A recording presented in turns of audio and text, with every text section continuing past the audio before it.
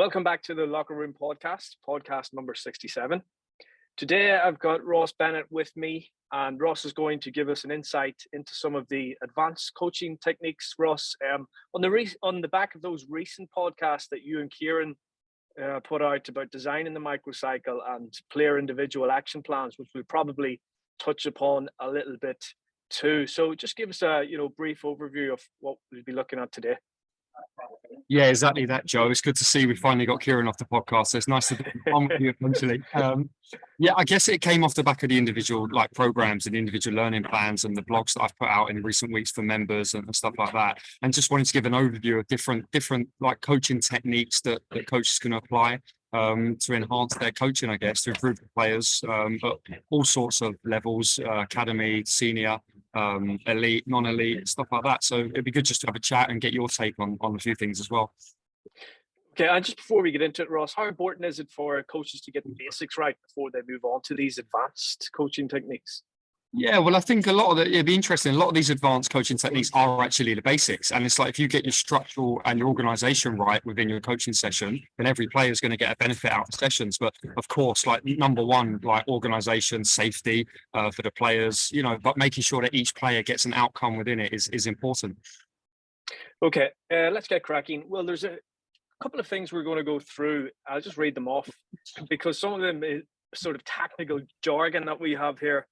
Ross, so hopefully our coaches will learn something from this, because some of it is new to me as well. So we have zone of proximal development. So could you tell us what is it about and what are the benefits of it? Yeah, of course. Like, this came from research in psychology, actually, like years ago, Verko Shansky, many years ago. And it's basically around deepening into the individual learning plans and individual programs. We spoke about the job roles and job essentials that I think we'll come on to again today. But it's really making sure that every player has their own zone of optimal learning. So if somebody is a kid and they're just working on their kicking technique, it's probably not appropriate to introduce them into a high chaos game where the technique's going to break down. So it's important to make sure, okay, where is their zone where they can be stretched and learn to develop, but also not have such a high rate of failure. Alternatively, if someone's quite good in the same team, in the same class at their kicking technique, but they're very, very competent in a close skill manner, then you need to interfere or put some interference in and put them into a game scenario where you can challenge that further. So it's really looking into the individual programs and saying, okay, well, we've got these set templates that we want to learn. And Joe, you'll know from the learning environment and school environment as well, that you have your curriculum that you want each pupil to be able to achieve by the end of the year. But actually, they're on different journeys of that. So some need regression, some need progressing. And it's just about tweaking what you do in the session to make sure each player can get the appropriate outcome. That's not easy, of course, when you're trying to do a session for 22 players and you put on a practice where some are going to find it tough, some are going to flourish. But then you've got to strip it back and go, okay, well, how can we manipulate the practice to make sure that player gets their outcome and that player gets their outcome?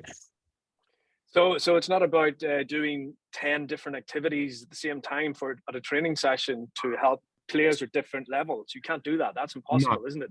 Well, I think we spoke about that on the individual programs. Like if you're lucky enough to work at inter-county level and senior level, where you've got 4 or 5 selectors and coaches, and you're able to really go into unit work and maybe group by ability as well as units, then brilliant. You can then really make the practice specific. If you've got one coach, which most club teams have got for 25 players, in my head, I'm thinking about if someone, even at senior level, someone needs to work on we call it the wooden side, like kick passing, let's say, and another player is very competent off both sides. You might have them for part of the session on the outside of the session as a bounce man. So when the ball comes to them, they can play a little bit more unopposed and really work on that technique. They're just little things that you can manipulate in the session to improve that.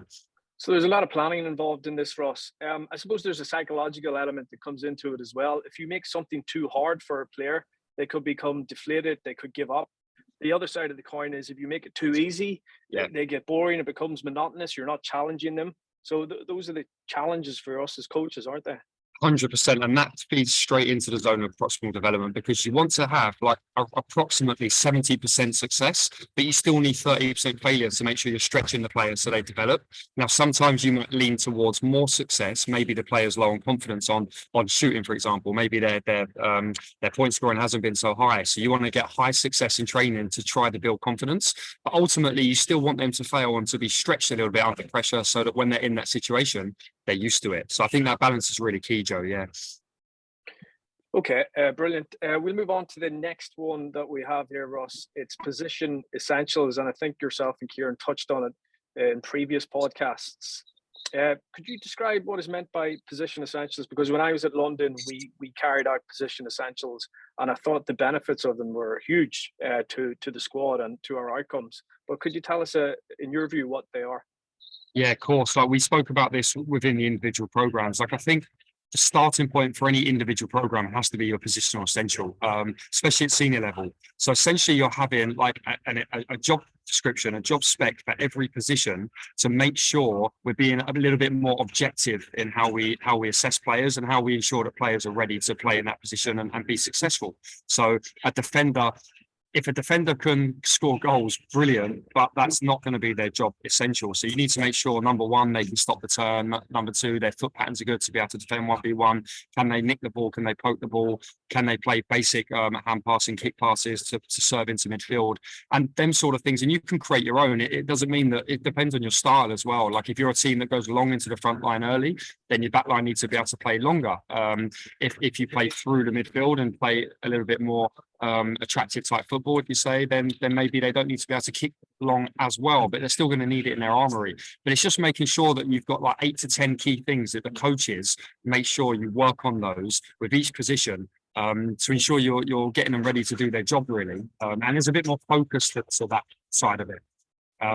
That then leads into what we'll come on to with the individual programs, because I think that basis then gives you an idea around what each player needs. So if a player is really good at something, brilliant, that can be their strength. But if there's something they're really struggling on within that essential criteria, then they're gonna find it hard in the game. So that's going to be their limitation. So it's really important then that you work on that as part of their individual program. And then I guess the zone of proximal development feeds into that. Like, okay, they need to work on their kick passing over 20 yards, especially on their wooden side if they're getting pressured. What's their level that they're like unopposed? How good are they with interference, which we'll come on to? And that's where you figure out that individual player's kind of profile. Now, I know all this seems crazy and like loads of planning within a session, and probably to somebody who just goes on and puts on a normal session, they probably think it is. But like, if you get the planning right, and it's not going to be perfect, but if you just make the player aware of what they need to work on, number one, and give them opportunity to work on it in training, that alone, with just you and the team, will get some benefits. Yeah, I think at London we had 8 different position essentials, if you can remember. I think we had the goalkeepers, the cornerbacks, the man markers, which were the cornerbacks and maybe the fullback. We had the wing backs, we had the half backs, we had the midfielders, we had the wing forwards, half forwards, and we had the finishers or the scorers up top. Oh, we also had the playmakers as well. But what I was going to ask you is, there's a lot of, with those position essentials, there's a lot of overlap. So a halfback might be a half forward. That player might actually be a half forward as well. They might play in the half forward position quite a lot. So do you pigeonhole players into those positions? What do you do with a transition player who usually is a halfback or a... Yeah, it's a great question, Joe. And like in London, we went into really good detail and had loads of different like programs. And as you said, within those job spec, there's going to be some like massive similarities running throughout. And that's why when you brought up the basics, it's important that a player can receive the ball, important that a player can carry, it's important that a player can pass, important player that can go past someone. Out of possession, it's important that the player can get to the ball quickly, can dispossess someone, can fill space and cover his mate. So there's going to be a lot of similarities across the positions. But I guess it's making that player aware that if they're like what we call a hybrid player, could play in multiple positions, that they might have like aspects of each program as part of their individual program. I see. Yes. And it's all about clarity. It's all about, like we used to do, is to sit down with the player, here's your individual programs. And actually the player helped come up with their program, so they got more buy-in and they was invested in it. And you agreed on their individual program and what you all thought they needed with all of those things in it. So the job spec, the individual program, the zone of proximal development. And then you held the player accountable then program. Well, are you practicing what you say you need? And then on the flip side, the player said, well, are you putting on sessions for me to allow me to practice it? So it's accountability for the coach as well as it's the player. And you mentioned they're sitting down with the players and having these one-to-one meetings regarding their individual action plans or learning plans. You have to agree the targets, so you're getting the player to buy in. But what I was going to ask you, is there a challenge with experienced players that might think that they know it all and there's no more development left? Is that the challenge with this? Yeah, I think it's all about mindset. Like I think of some characters at London actually, and probably come to your mind as well. Like maybe who didn't want to buy in initially, but there's a reason they're playing for London, Joe. Do you know what I mean? It's the reason why they're not in Division 2 and Division 1 playing for a top. Well, Tiger Woods needs a coach. Oh, the best players in the world need coaches. Of course, and you look at how like players go up and down, and then it might be with those top players, and me and you probably haven't been blessed enough to work with like the top elite, although we've worked with some good players. Like you got to think there's psychological aspects to it as well. So the reason why maybe Tiger Woods like didn't do so well, only personal stuff going on, but also psychological things. So what's that profile like? Like how in depth do you want to go down there? What's he like under huge pressure when things aren't going so well? So I think there's so many things that you can really work on a player. And that 1% at the top, the reason why they're so good is because they value all the basics and the little things and making sure the detail of their program is correct. So it's quite often the ones below that actually like might have a little bit of an issue with this. But I think it's important that you explain it's for them, like it's all for them. It's all to get them to the next level. There has to be agreed motivation. So, for example, where I am now, the player's motivation is to get to the Premier League. So for you to get, there's a reason why you're not in the Premier League at the minute, individually and as a team. Now, for us to get there as a vehicle or for you to get there individually, you need to do something to get that move. Let's find out what it is. So there's your common ground already. So that's how you kind of get the buy-in. Okay, so it's important to have these conversations with players. Moving on, Ross, to the next thing we have on our list. It's attacking and defending checklist. Can you tell us a bit about that? Yeah, this was kind of a checklist. Now, a lot of this work obviously comes from where I was at QPR. We adapted it and moved it into London. So Chris Ramsey and obviously the manager now, Michael Bill, are probably the two. I have to mention the two influences on my coaching style. So this isn't stuff I've just made up purely, Joe. The in-possession checklist, there's 4 things for both. And I think it's just a really quick thing to be able to coach in the session, if you remember it and the players remember it, for just some basic principles. Number 1 on the in-possession checklist is, can you score? So if you've got the ball at any given time, we want our players to play forward, we want our players to play attacking football. Can you score? Now, this will only be for probably certain positions and certain areas on the pitch. So the player has to recognise that. Or can they get themselves in a position to score? So can they carry the ball, advance the ball forward to get themselves into that position? If they can't do that, you're looking, can you assist? So can you set someone up to be in a position to carry and score or put someone through on goal? Number 2. If you can't do that, then you're looking to maintain possession. So purposeful possession. Can we play forward if possible? If that's not an option, then can we maintain the ball, make sure we don't turn it over? And then number 4, if you can't do that, can you win something? Can you win a foul? Can you win a set piece? So these are just things that players can go through their mind so that quickly, and you need quick, like thinking players, good decision makers to be able to go through this really quickly. There was 4 things that we just felt was quite a nice thing for them to remember in possession. Score, can't score, can I assist? No, can I maintain possession? No, can I win a set piece? And if players have that like mindset, then A, you're going to be able to play forward more, and B, you're going to be able to retain the ball, which is important.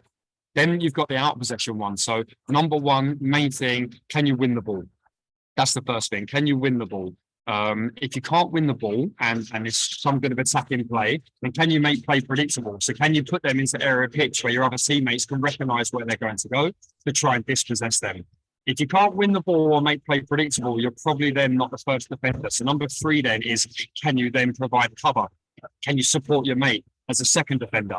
And this was a big one that we took into the Gaelic, Joe, because a lot of people just went man for man all over the park. And once your player got beat, that was it. Like you weren't accountable as a second defender. But of course, you're going to lose like duels at times in games. So as a second defender, it's really important that you provide cover and balance so that you can stop the person if your mate gets beat, but also you can get to your man if the ball gets there as well. So that's more tactical, more about positioning.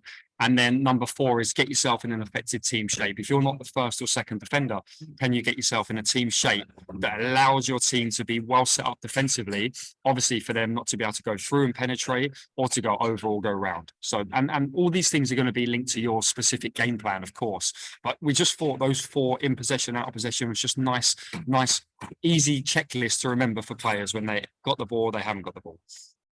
And do you have, I think we did have graphics of these all around the changing rooms, didn't we?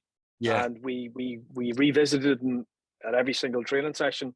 I think it wasn't just one thing and then you forget about it. It was always recall and retrieving that information so that players would always come back to it. And then after a while, it was automatic. Exactly that. And you know, from the learning, like it's all about repetition. The only reason I know it so well is because when I coach, I use that as my foundation to go and coach, as well as like the different individual plans. But I think it's important that whatever you go with as a coach, you have these set things that you really believe in. So then revisit it every session. Talk about your out of possession checklist when you're doing a transfer drill. Could you have got pressure on the ball there? No. Could you make play predictable? Okay, you're not first defender. You've got to support your mate. Or get yourself in a shape so they can't play over you because they want to try and play over in a transfer game. These little things are important that as a coach you bring it to every session so that the players learn quickly. And we used to put it on the WhatsApp group, and as you said, there was reminders in there. But some players, they're not invested, or they're not 100 invested in all the resources you give them. So you've got to make sure they are by doing it all the time.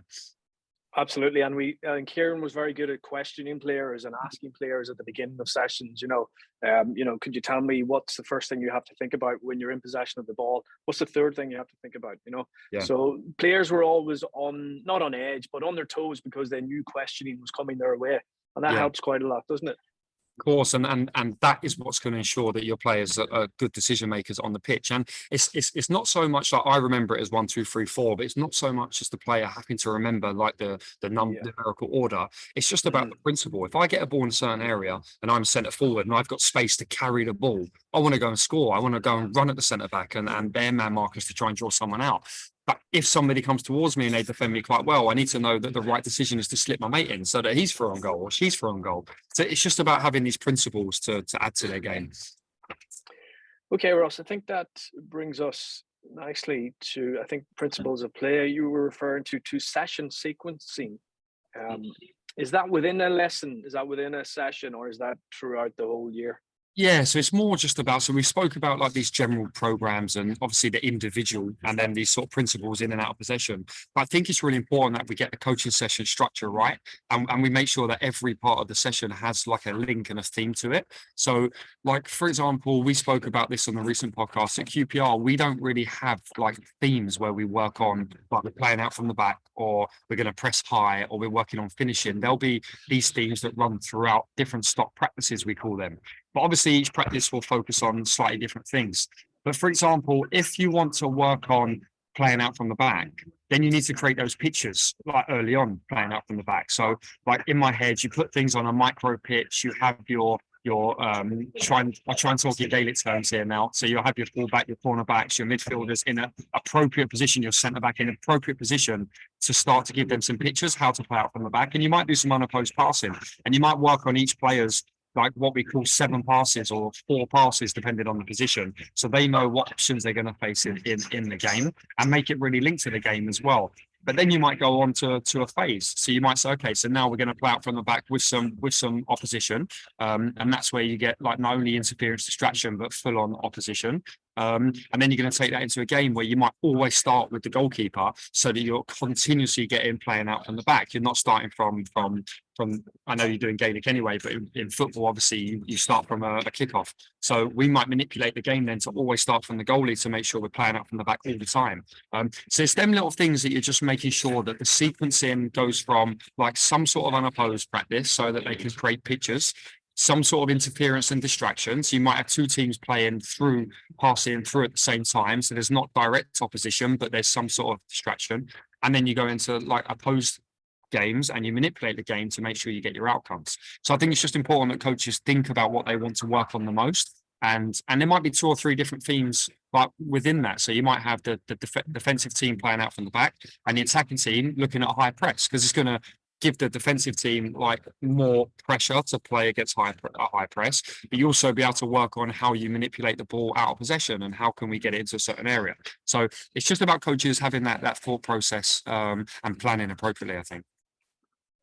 And Ross, I'm just looking at the session plans from our time at London. Basically, at the beginning, we had the arrival activities, and that was tailored towards the individual, and it linked in with the individual learning plan. Yeah. Should that also link to what's ahead in the training session? I think, Joe, that those arrival activities are going to be based off what you've agreed in your individual plan. So like we know that you can't affect everybody's individual program in every session. So you might not have loads of catching high ball, for example, as a midfielder in a session because you're working on playing out for the back, but you're working on something else. So for them to be able to work on that in isolation, they can go off in a midfield clinic and work on catching high ball or breaking ball, second contact, whatever it is.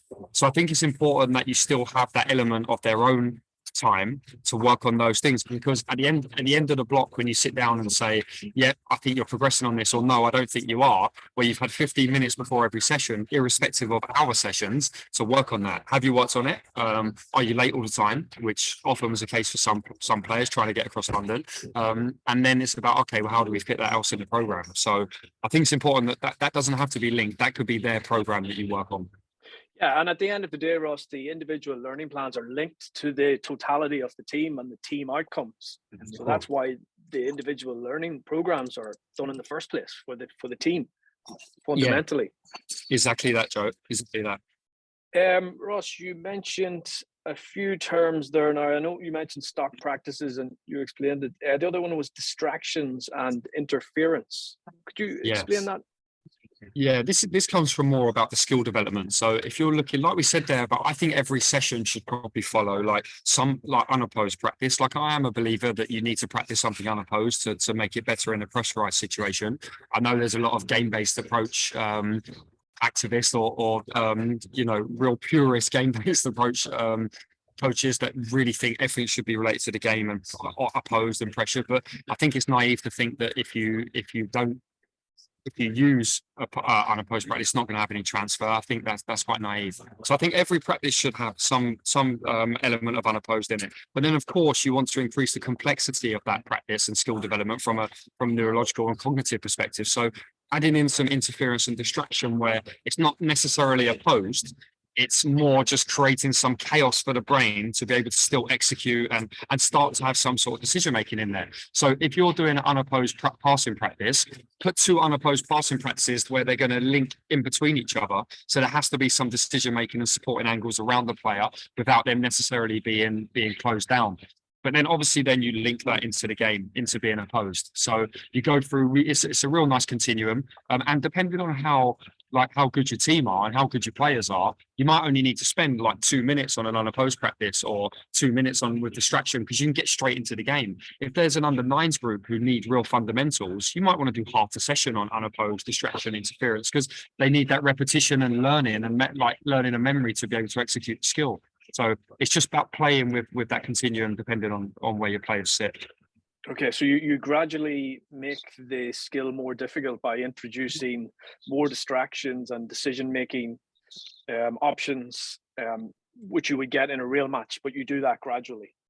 Yeah, and also like sometimes in a real match you do play passes unopposed. Like it seems set off you and you're playing serving into the midfield, or you might just have to fullback might have to make a little angle for you to give them the ball. It's not always fully opposed. So I think we have to come away as well that like there's not always manic pressure to come and like on you when you're on the ball. And actually a lot of basic errors happen unopposed in games. You know what I mean? So it's I agree. Yeah. A lot of shooting in Gaelic football, points are unopposed. When you see it, there's no one around the forward when they're taking the shot, and it's unopposed. So I certainly agree with you there. Okay, Ross. I was just going to ask you just before we finish off. I know you've got a match tonight. Before you break up for the World Cup, I was going to ask you, do you think the players should see the lesson plan before the session? Is that necessary? Should they see it? Yeah, should they see it? I think depends on how you work and where your players are at, right, and what level. The players definitely need to be aware of the session plan, because I think you've already gone through their individual programs. Like, you're talking to them constantly and reviewing on how they're developing as a player and a person. So then, if they're going to start to really create links of their programs within the session, I think it's important before the session that they have an idea of what the session is. So if you're I don't know, if you're let's say a striker in soccer, right, where your main focus is your wooden foot finishing, but you're going into a possession practice where things are very tight and there's no goals. So it's multi-directional, there's no goals, it's not directional into a goal. Then you're thinking, well, how can I work on my left foot finishing? But actually, you might be able to play into that. There might be a target man that you've got to play into over 15 yards. And the focus is, can you, as many times as you can with good accuracy, can you play with your wooden foot? So there's already some link before you go into the game. And also other areas of your game, you might have to sit in and hold a defender off. What's your hold-up play like? What's your ball retention like when there's lots of people around you and it's nice and tight? And so on. And in that one possession, which just seems like a basic possession where you're just playing multi-directional keep ball, you're getting in possession, out possession all over the pitch, and every player can actually like apply their parts of their program to it. Now, if you don't tell them that possession's happening, how can they start to create the link and really focus on that part of the game? So I think it's important that you tell them. And I think the best clubs and the best like establishments in the world would produce session plans for players to go out in advance, so players can create them links. But worst case, you tell them on the night when they arrive, you say, this is why we're doing this. This is the focus for here. I want you to think about X, Y, and Z when we go into this practice, but make sure your individual programs, you're starting to have a think about them now. And that's why I like those arrival activities, because if you tell them the session plan before then, not only are they then practicing their stuff in isolation, they're already thinking, well, in this part of the session, I'm going to apply this now. So I think it just creates that link and development a little bit stronger. Okay, brilliant. Well, thanks for that, Ross. And that was a great overview into some of those advanced coaching techniques. All the best tonight, by the way. Thanks, Joe. We're in a bit of a sticky patch. So, yeah, hopefully a couple of results before the World Cup. And really nice to talk to you, mate. And yeah, hope parents' evening goes well. Thanks very much. Okay, thank you for listening in. And we'll see you in 2 weeks' time. Thank you. Cheers, Joe.